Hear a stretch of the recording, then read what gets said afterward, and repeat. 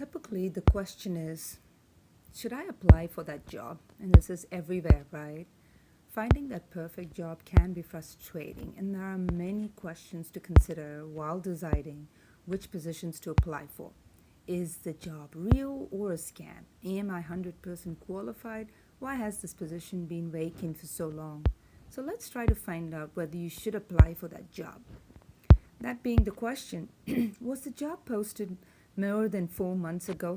There can either be a yes to that or there can be a no. If it's a yes, an out of date job is what it is, and it means that it's likely that this position is no longer available, but the company forgot to remove the ad.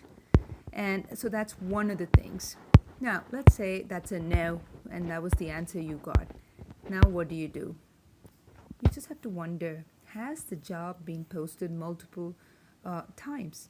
Here, there's a little tip that they give, and it's a point to be taken here. Companies take anywhere from a few days to about 4 months to fill positions, which means that if they're over and over posting something, it's because it's that 4 months' time that they're taking to fill that position. Now, the next comes, okay, they've taken 4 months, so they've been posting it multiple number of times.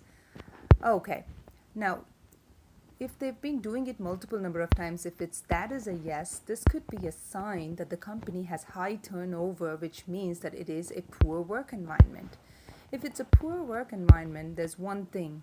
Obviously, it is, you should look at it as, pretty much like the way you would treat an out-of-date job, and it's likely that this position is no longer available, or the company, removed, did not remove their ad, that sort of thing.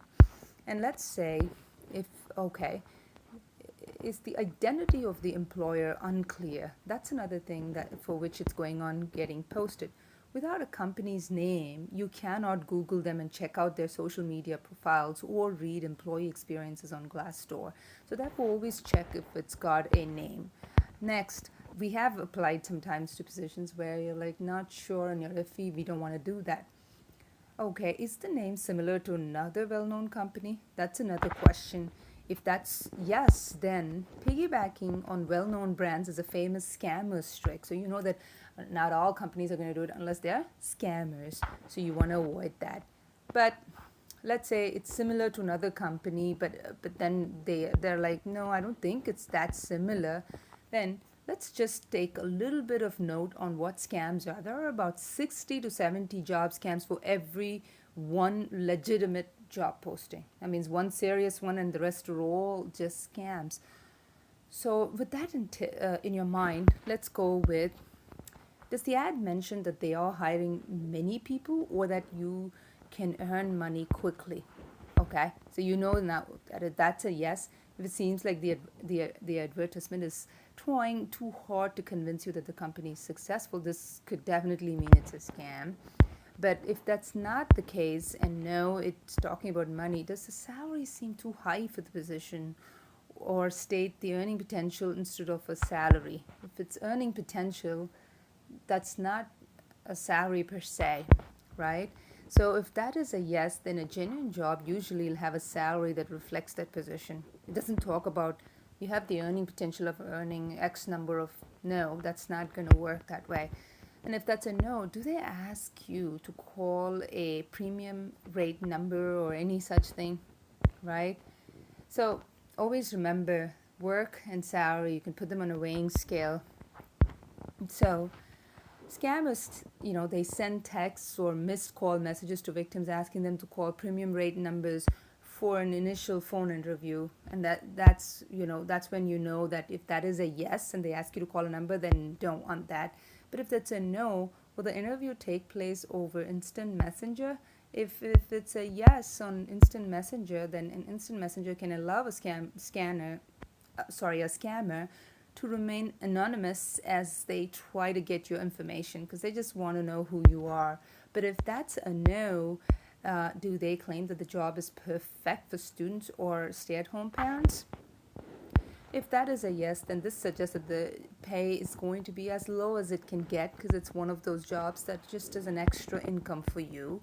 Nothing major that you're going to get. But if it's a no, do they stress that you must have a good sense of humor?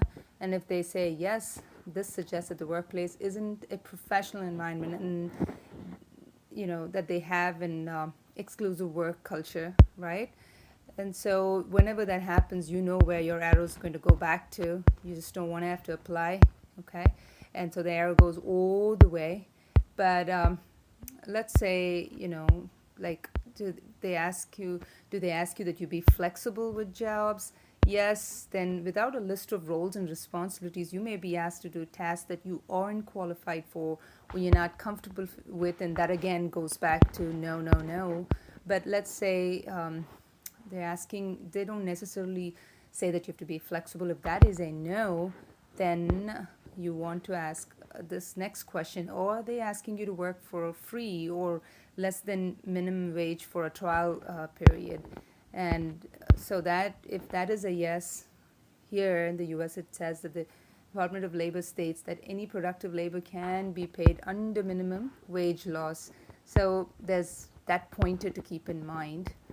But if it says no, okay, that they, in the sense, if you are they asking you to work for less than minimum wage, and that's not what they're saying.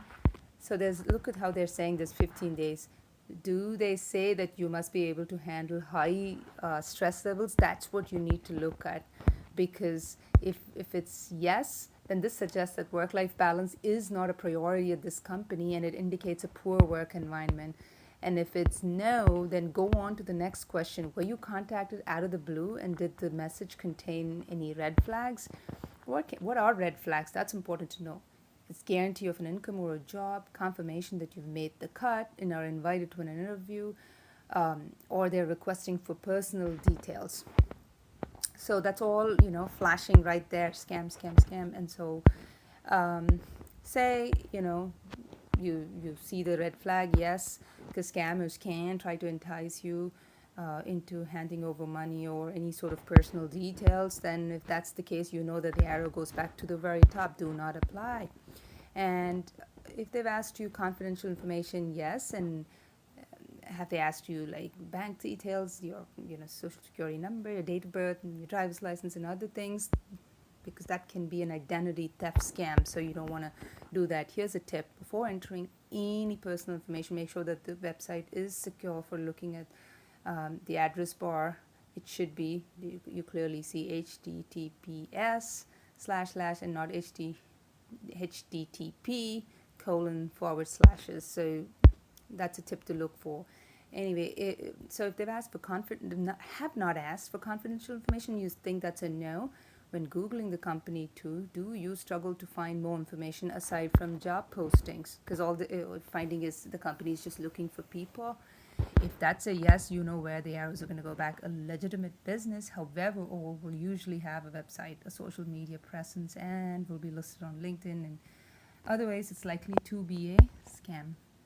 And okay, so we said if we get a no as far as, when you Google the company, even though you're not able to find much information and all of that, we'll see what is the next question you're supposed to ask. Does the company have only negative reviews on Glassdoor and these kind of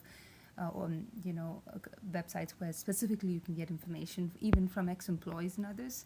If that is a yes, once again, every company will have some good and bad reviews, but all bad suggests an issue, and you know where that's going to go back to, so the arrows go back to the very top.